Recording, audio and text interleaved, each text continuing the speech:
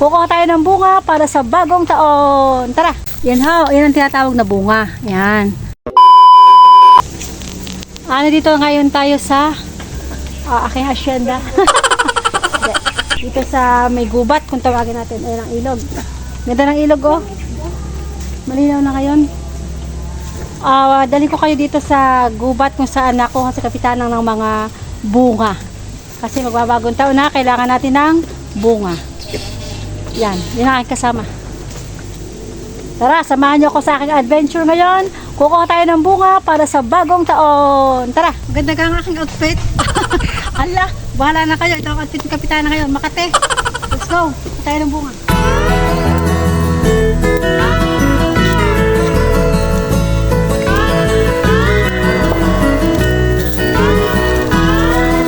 Yan ho, yan ang tinatawag na bunga. Yan.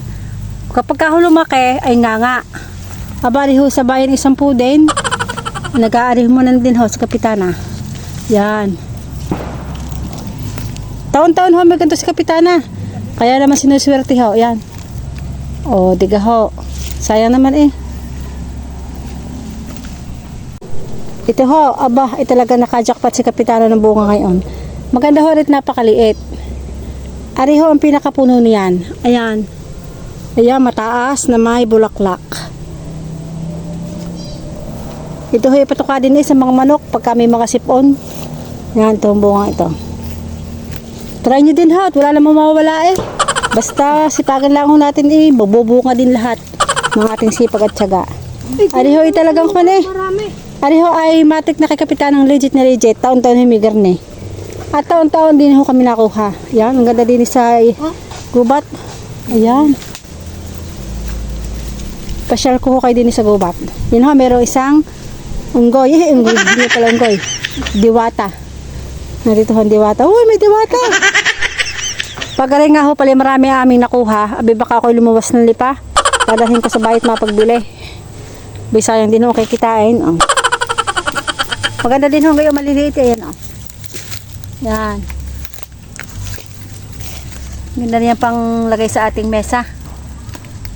At dito ay meron din pala mga ubas. Grabe ang mga ubas. Oh, yan. Diba? Ang dami ubas. Ubas na ho ito. Parang ganda sa paningin, oh. Yan. Ganda. Pag galing kayo sa bukid, tingnan yung aking bababa. Ayan. May mga ganito. Natural lang ho yan. Aba.